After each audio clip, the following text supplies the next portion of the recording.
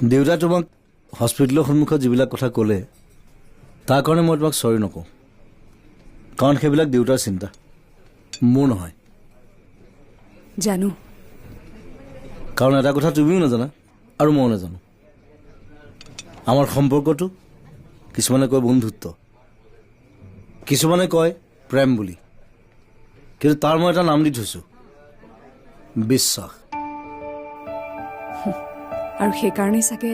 মনৰ সকলো কথা মই তোমাক খুলি ক'ব পাৰোঁ আৰু যাৰ আগত